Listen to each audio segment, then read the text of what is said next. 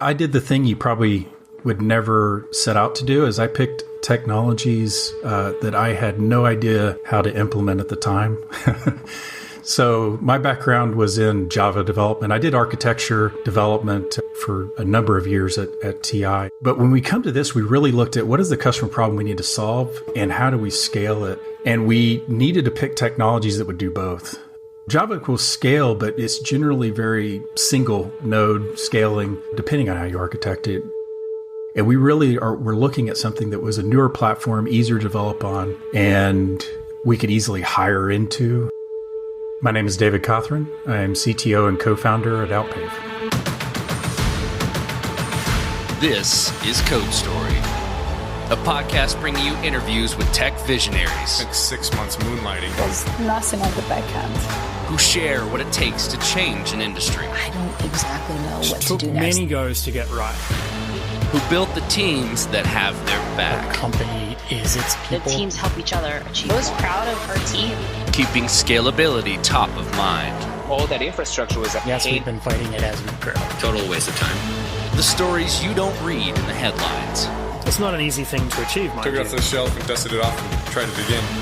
To ride the ups and downs of the startup life. You need to really want it. Not just about technology. All this and more on Code Story.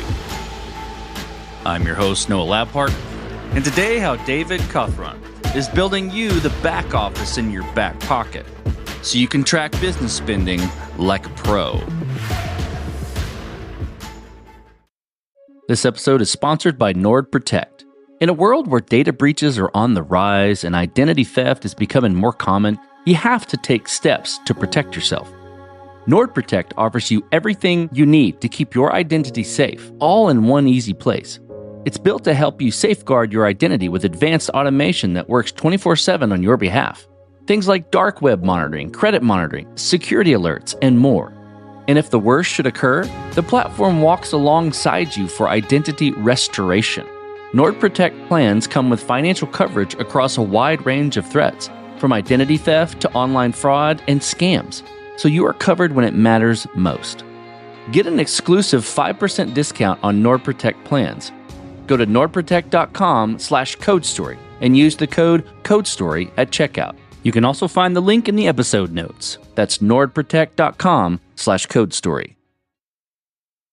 This episode is sponsored by Incogni. Listen, guys, I don't know about you, but I get real tired of managing the spam and cold outreach to my contact info. Those annoying emails, phone calls from unknown numbers, wasting our time and valuable attention. Not to mention the bad stuff from data breaches, which are rising every year.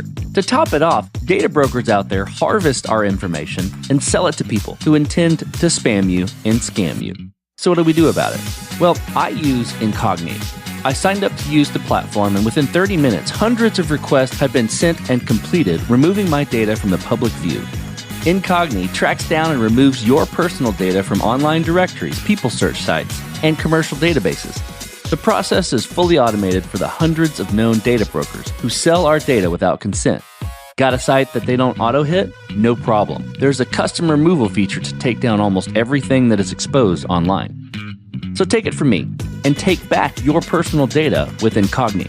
Go to incogni.com/codestory and use code CODESTORY at checkout to get 60% off annual plans. You can also find the link in the episode description. That's incogni.com/codestory, because they can't harm you if they can't find you. David Cauthron grew up in Dallas, Texas, and attended UTD for undergrad. Post that, he spent 22 years at Texas Instruments, who makes a whole lot more than calculators, serving in numerous roles in IT, the latter being e-commerce. But outside of tech, he's married with 2 kids and really enjoys spending time with his family, going to Disney, biking, and running. In addition to this, he plays Minecraft with his kids and attends gymnastic meets and Boy Scout campouts. David was contacted by his current founder and friend who was going through an intra-prenuership program at SAP. After winning the program but having it be shut down, he asked David if he was available to start a company and create the Concur for small to medium construction businesses. This is the creation story of Outpave. We are a construction residential services, financial, and spend management company. We focus on expense management today, but adding more services around finances throughout this year. What we're trying to do is really help small and medium businesses manage their finances. And the construction and residential services sector is a market that really hasn't had disruption in this case.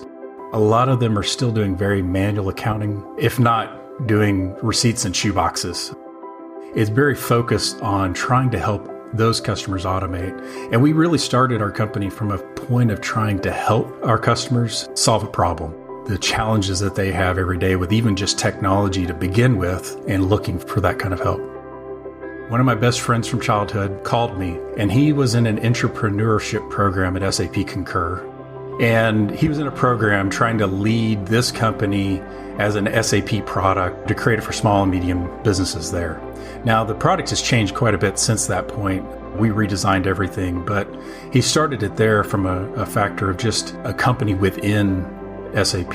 He was in a division of 1,000 people, 250 teams, and there was a promise of if he won that, he would get roughly $3 million to start the business as a subsidiary of SAP.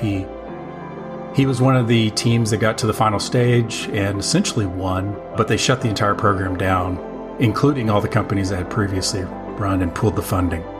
About that point, he calls me and he says, "Hey, I'd like to start a company and I need help with a head of engineering, and are you available? Would you like no money and to actually give us some money to start the company?" And I said, "Yes, that's exactly what I want to go do." I think of it almost as something as if I was 80 years old and I looked back, would I have made the same decision? And the answer is absolutely. I would not want to miss this opportunity, especially working with a friend of mine, and we've had fun since. Okay, tell me about the MVP of Outpave. So that first version of the product you built, how long did it take to build, and what sort of tools were you using to bring it to life? Like several of your recent and previous podcasts, we scoped probably a little too much for MVP. It took us about 9 months, which is not too bad, but we tried to launch both web and mobile at the same time. And for probably 6 of those months, I was still working at my previous company. Long nights and weekends to get there. We started with an AWS platform on MERN, which is Mongo, Express, React, and Node. We actually switched over to Dern, and I'm still questioning, which is just we added DynamoDB instead of MongoDB, and a little bit of TypeScript. And focus really just on trying to get a product out that our customers could utilize from day one to actually solve at least a part of the problem, being able to issue cards, credit cards to the customers for expenses, automate those expenses directly in the application, and then manage those by categorizing them, as well as limiting what you can spend on. So it's really changing the way that you think about expense management, and that's where we started as an MVP. So in any MVP, you got to make certain decisions and trade-offs. Picking technology and things of that nature, typically there can be some things around how you architect it to move quickly, or technical debt, or feature cut type decisions like that. Tell me about some of those you had to make in a little more detail and how you coped with those decisions. I did the thing you probably would never set out to do, is I picked technologies that I had no idea how to implement at the time. So my background was in Java development. I did architecture development for a number of years at TI. But when we come to this, we really looked at what is the customer problem we need to solve and how do we scale it? And we needed to pick technologies that would do both. Java will scale, but it's generally very single node scaling, depending on how you architect it. And we really we're looking at something that was a newer platform, easier to develop on, and we could easily hire into. And so that's why we went with an AWS platform with Node and Express and React. It also gave us the latest and greatest from just building that front-end technology to make it easy for our customers to utilize. And so one of the things that we really focus on at the company is simplification, and wanted some technologies behind that to make it easy. Let's move forward then, right? You've got the MVP, it's working, you're getting some traction. How did you progress the product from there and mature it? And I think, to wrap that in a box a little bit, what I'm looking for is how did you build your roadmap? How did you decide the next most important thing to build or to address with Outpave? One of the focuses that we have at Outpave is outside-in thinking. And I define this a little bit as kind of the fish situation of How to Win Friends and Influence People, if you've read that book. There's a story in that book that talks about, do you catch fish with ice cream sundaes or do you catch fish with worms? And you don't like to eat worms, you like to eat ice cream sundaes. And one challenge that a lot of companies get into is they create ice cream sundaes. They create things that they want to see in a product. And what we really focused on was we wanted to create a product for our customers. Every single day we're trying to think about from an outside in. So where we started and how we started with our roadmap is actually just meeting with customers. We sat down with pool companies, we sat down with turf companies, lawn companies, and we utilized our investors, but also our contacts, my family. And we just found everybody we could talk to that was in the industry and talked about what problem are you having and what would you like to see in the product. And then even from when we're looking at the product and how we build it, we're thinking, okay, how would a customer think about this feature? How would they use it? Would they be confused by it?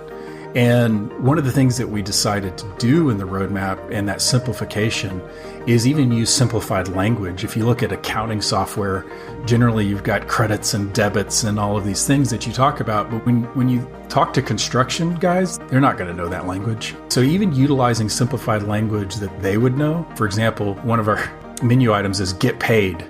Everybody's going to understand that. We really try to focus on that simplification of the language of the product and make it easy to use. So I hear you saying we. Tell me about how you built your team. And what do you look for in those people to indicate that they're the winning horses to join you? First off, obviously, Zach and myself have been friends. We started together, and one of the things that you hear a lot, especially in startup, is don't work with your friends. But actually, it's been one of the best things that I would state has happened, because we grew apart from each other and we weren't able to work that closely together for a while. And this has really helped us just even have a lot more fun, actually, and really enjoy hanging out with each other. But from the team that we hired, we really focused on building a team that had passion over capability. That's a weird statement to say, but I care more that you come in with the right mindset, that you come in with a passion for what we're doing and the ability to go build or learn or do anything that we need you to do, versus I want the right person who has the right skill set and exactly what they need to go do. So one of the things we did is I hired our software engineering manager with someone who worked for me in the past. He didn't have the right skill sets. He wasn't a MERN expert, but he came in going, you know what, I'll go learn it. I don't mind. Let's go figure this thing out. And then we started hiring developers in the same sense. We did put the rec out saying we want someone who knew React or Node, and we did get those individuals. But for another example of this is the individual who leads our mobile platform now didn't start there. We said, you know what, go learn React Native, which is where we built the mobile platform. But what we really saw in her was, and in the rest of the team, is just the ability to want to learn, a passion for what we're doing, a belief in what we're doing, and wanting to just make the vision that we were bringing to the table happen. And that's where we just really looked to hire the team and how we built it. Let's flip to scalability. And this will be interesting. It's always interesting to hear how this is approached. Did you build this to scale from day one, or with scale in mind, maybe with abstractions and things like that? Or has there been any interesting areas where you've had to fight it as you've grown? You always hope to build with scale in mind. I think any startup will tell you that. And we did. But there's always a situation of, okay, what's the minimum thing that we can deliver to sell the product today? And so some areas that we still need to scale on is like analytics. We utilize a DynamoDB database that doesn't provide great analytics without a lot of effort. We also went with an AWS Lambda backend that was great for when we were building the product because it's really low cost. You only pay for what you use. But we just recently had to kind of refactor over to Fargate because of the performance really wasn't as good. And we were starting to have to turn on provision concurrency, which, if you don't know what that is, just means that it keeps the Lambdas online. So then you lose all of the reason for serverless platform. There's that form of scale, and we're constantly iterating and improving and adding to that to continue to scale as we continue to grow the company. There's also probably the biggest scale I'm a little concerned about it is just customer acquisition. If you think about the construction market, and generally those individuals are not highly technical people. We are going into that again. We're tackling it differently from you can't just run ads all over the place because they generally aren't on Facebook and Google. And so you have to actually go into the markets that they're in. You have to talk to them where they are and meet them where they are. And so we actually go to a lot of trade shows. That scale is hard too, because you're constantly traveling. Every next show, you're having to bring in big banners and things to those shows. So as you step out on the balcony and you look across all that you've built with Outpave, what are you most proud of? As you bring on the first people into your startup, one of the really challenging situations is you're now responsible for their car payments. You're now responsible for their mortgage, right? Then you're also saying, hey, I've got this vision that I want you to believe in, and I need you to come and follow me. And honestly, for me, it's one of the scariest moments of building that team. Very nervous when we first hired our first couple people because I wasn't sure when they first looked at the code or they first looked at what we were doing or if they first saw our first customers, are they really going to believe in us? And honestly, that first day was so easy because they were like, this is awesome. Let's go. I couldn't have asked for a better team to work with and better people. Let's flip the script a little bit. Tell me about a mistake you made and how you and your team responded to it. Our first one is we launched or tried to tackle just too much scope right out of the gate. One of the things that we did is we said, you know what, we're going to build optical image recognition from scratch. I had a friend of mine who we hired in for a short period of time who was a fantastic image AI expert. Worked for companies like Nito Robotics with their vision program and their vacuum robot, as well as Google. So incredibly knowledgeable.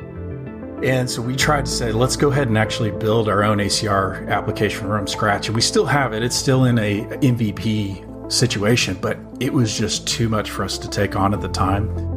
What we really fell into was just trying to take on too much versus focus on getting the minimum product that we can to our customer and having them see it and giving us feedback. And so we inevitably stopped that investment and said, we're going to have to change scope a little bit. We'll just utilize what's in the market today. There's also a number of roller coaster rides that we had with our payment processing partners. We had just signed a contract with one of the partners. I won't say which one they are, but we just signed a contract and said, hey, we're going to be able to now issue credit cards with you. And it wasn't but 2 weeks later, we started thinking, hey, you know what? We're going to need treasury as well, which is essentially being able to do ACH transfers and wire transfers throughout the program. And so we went back and said, hey, we'd like to be on this solution as well. Let's go ahead and add that to the contract. We received a message back saying, unfortunately, we're not going to be able to move forward with you, period. Whoa. Like our world just fell apart. Thankfully, we found an option to get out of that. We were able to move forward. Now we've got a great partner in our payment processing, but it was like your world just comes apart because you're like, we're relying on this. And just a kind of a big mistake putting all of our eggs in that particular basket at the time. But we moved past it and we're good now. So. Okay, this will be fun. What does the future look like for Outpave, the product, and for your team? So one of the things my mentors told me is one of our probably biggest challenges is that we're very product-focused individuals as founders. Really things that we have focused on for the future is just customers. We need to get onboarded. We're shooting for 100 customers by the end of the year. And so we're still just growing the platform, polishing what we've already built. We're a little earlier than some of your previous podcasts, but we launched just last month. And so we're just focused on growing the customers as fast as we possibly can. But from a roadmap perspective, we're looking at what is the ultimate goal that we have as a company. And that should be You can call it a mission statement or your vision, but it's the one sentence, the one fixture that you're going to be constantly focused on. And that focus for us is to enable the movement of money in anything we do. So what does that mean? And so the next set of things we're doing is invoicing and payments and then more card options. But that vision is really anywhere money is moving, we want to be in the middle of it. So money's coming in from invoices, money's going out from payments, money's going out from expenses. So we can be at the center. The reason for that is automation. A lot of platforms, you think of something like a QuickBooks, and their accounting solution that they have in place is very manual heavy, although they've started adding some automation in place, but it's still very manual heavy, requires a bookkeeper to be in place. And we integrate with QuickBooks, but our vision is not really to replace them. It's to add on the automation that we can so that front office person, not sitting there typing into a keyboard and doing data entry, they're calling your customers to follow up on the next deal and be able to sign the next contracts and making more money for you. And so that's really our vision, is be at that core of the movement of money so that we can automate everything that you're doing from a financial perspective. Okay, let's switch to you, David. Who influences the way that you work? Name a person or many persons or something you look up to and why. I had a situation as a child, I was never allowed to quit. So even as a young child, it was, you got to get this done. And so it's probably both a superpower as well as a hindrance for me today. My wife doesn't appreciate it necessarily all the time, because when I'm focused on something and in that flow state, as you may call it, I don't let it go. And so I'll work into the night late to finalize something. But I was taught that from an early age. You just never quit. And I think you have to have that as a startup. You can't quit, because the ones that don't make it are the ones that quit ultimately. And this is one of the hardest things you're going to do. You're told every single day you suck from every investor that you meet, and you got to meet 100 of them, and they're all going, yeah, you're just not good enough yet. And so you just never quit. The second thing, and really is a longtime mentor of mine and our advisor at Outpave, his name is Gershon Baweja. He was the previous CIO of Texas Instruments. He's often doing some pretty amazing things, but he has constantly challenged me to think different. One of the stories I love to tell of his is we were going to go meet with him, and we had to deliver a particular product. And he was asking us when this particular feature of this product was going to be delivered. And I said, Gershon, I've got great news for you. We just completed that today.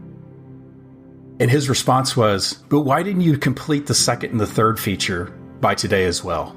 And I'm like, wait a minute. You asked me to complete this on Friday of this week, but you're now raising the bar to Monday. Wait a minute. I didn't even have to have that last feature done. Now I have to have all three. He's always raising the bar. You never make it to the finish line. But the way that you can bring that into the startup world is you're really never done. There's never a finish line. This company's never finished, right? You're always raising the bar. You're always getting a little bit better every day. And if you continue to focus on that versus, oh, there's a finish line and that's what I need to get to, you're going to look back a year from now, 2 years from now, 3 years from now and go, wow, look at all I've accomplished by just getting, again, a little bit better every single day. Well, it'll be interesting to hear your response to this next question, given that of what we just talked about. I'm curious if it's the same or if it's something different. But say you're getting on a plane and you're sitting next to a young entrepreneur who's built the next big thing. They're jazzed about it. They can't wait to show it off to the world, and can't wait to show it off to you right there on the plane. What advice do you give that person, having gone down this road a bit? First thing is really test your idea on a napkin before you test it in code. You need to be talking to customers first. We talked a little bit about it earlier, but you really don't dive in as a product person or as a developer, an architect, and just create the product without understanding the problem and really thinking outside in. I think that's a trap that a lot of us just fall into, is we don't think about those customers and the outside in perspective of what you're going to go build. If you start with the napkin test, would you use this? Is this something you really need? Do you see this problem in your industry? I think that'll help you to, reduce actually the cost of your build, because overall you can build something that your customers need right from the beginning versus iterating on it later. And it's a lot cheaper to do at the beginning. I mentioned it earlier, but you're going to be told you suck 100 times. And one of the quotes that we utilize at Outpave is focus on what you can control versus what you can't, what you have versus what you don't, and where you're going versus where you were. And the idea behind that is just the factor you can't control things, your investors. Like if somebody's not willing to invest in you, move on, go to the next one. If they tell you you suck, use it as fuel to get better, right? That is your fuel to say, you know what? I'm going to come back and prove you wrong. Oh, your product's not going to work. I'm going to come back and prove you wrong. It's going to work. A lot of times is you can look at every other startup and go, man, they have a $1 billion investment or $100 million of investment. We don't have that. What do you have? What are your strengths? What can you use to accelerate? And then change that focus and change your perspective to those things. That'll engage you and make you be able to deliver something really challenging that most people can't. And then the last one is a lot of people won't take this leap. They don't want to start a startup because it's hard. And it's like, I'm going to leave my job making whatever, 6 figures a year and go, oh, I'm going to start a startup and make nothing. Yes. But ask yourself, ask your 80-year-old self, if you looked back and you said, you know what, I should have made that decision. If you think that person at your 80-year-old self would say that, you should be doing it. You know what? You'll figure it out. That's fantastic advice. Well, David, thank you for being on the show today, and thank you for telling the creation story of Outpave. Absolutely. Thank you, Noah. I appreciate the invite. And this concludes another chapter of Code Story.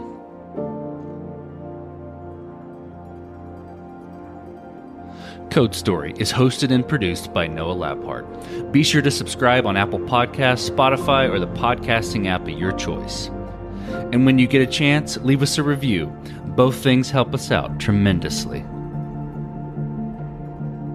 And thanks again for listening.